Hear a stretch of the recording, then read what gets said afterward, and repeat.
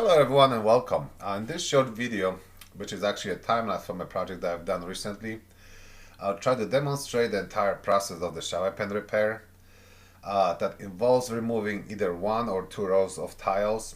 Most likely, if the tiles are 12 inches or larger, I will remove one row. If they're smaller than 12 inches, I'll end up removing two. This shower pan was already replaced once in the past by other contractor. What ended up happening, he installed the cement boards on underneath the rubber liner, and he just used the nails to nail it down.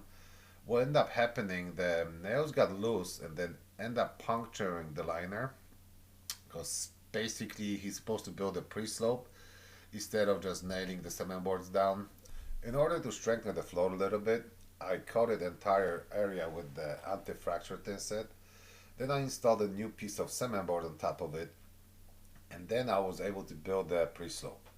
What the pre-slope does, it basically levels the area around your shower base and slope it gradually towards the drain, so that way water will not sit anywhere in your shower pan liner. Pre-slope also creates a barrier between the plywood and the actual rubber liner, so there's no nails or anything else that can actually puncture it in the future. And it's also waterproof, so in case the liner would fail or something happened to it, there's another layer of waterproofing underneath that slopes towards the drain.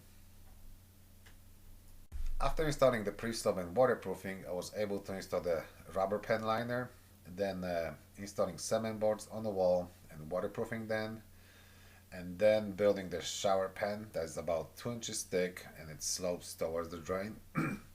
Once that's done, I can finish up the curb and start installing tiles.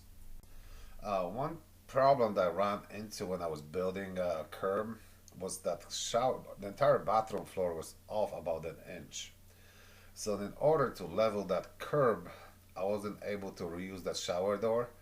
So we ended up happening, we had to reorder the new doors for it because the curb was raised about an inch on the one side, so the frameless door would not fit. Other than that, the installation went up pretty smooth. I ended up installing wall tiles first, then mosaic tiles on the shower floor, grouting everything, sealing with the penetrating sealer, and then we ordered the new doors that came about seven days later, and the customer was able to use the shower. The entire shower pan repair process took about 7 days and cost well over $3,000 plus the shower doors, which were kind of unexpected, but that was the only way to make it right, because the last contractor, he installed a curb that was inch out of level, and basically any water that was hitting the door was running in the corner and just sitting there.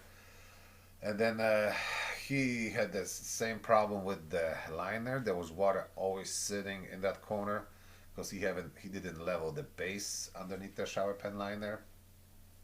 So the entire thing took 7 days, and the customer waited another 7 days to get the shower doors in. So after 2 weeks, she was able to use the shower again.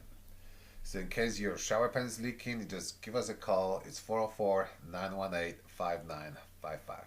Thank you. Bye-bye.